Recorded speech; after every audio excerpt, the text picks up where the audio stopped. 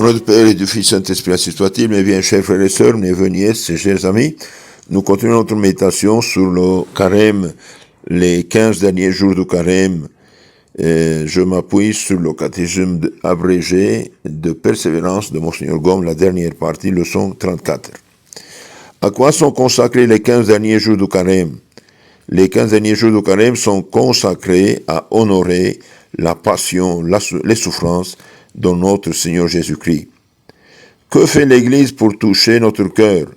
Pour toucher notre cœur, l'Église prend ses ornements de deuil, de grand deuil, et nous retrace dans les évangiles de la messe les principaux bienfaits de notre Seigneur et l'injustice des Juifs qui cherchaient à le faire mourir.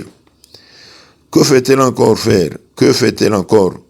Elle nous rappelle encore la douleur de la Sainte Vierge dans la fête de la compassion qui se célèbre le vendredi de la Passion, le vendredi avant la Semaine Sainte. Comment s'appelle la dernière semaine de carême?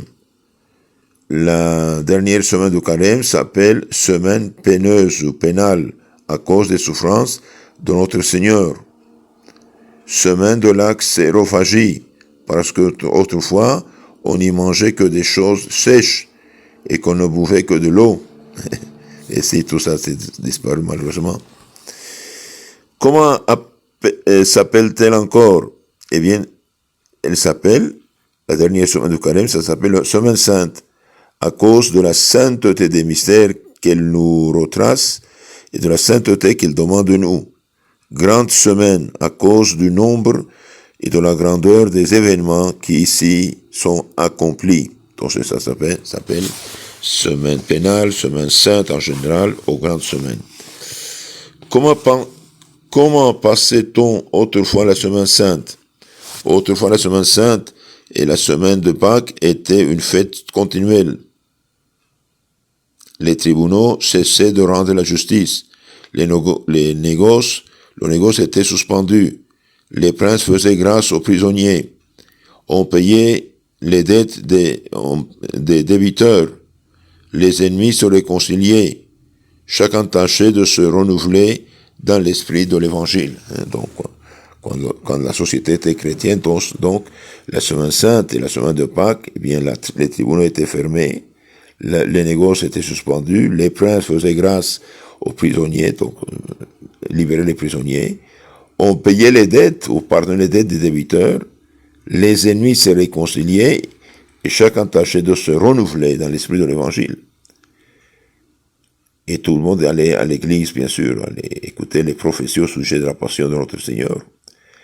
Que devons-nous faire pour la bien passée la semaine sainte?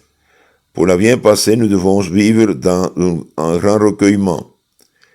Méditer chaque jour la passion de notre Seigneur. Faire quelques mortifications particulières, assister aux offices de l'Église et recevoir avec beaucoup de ferveur les sacrements de pénitence et de l'Eucharistie.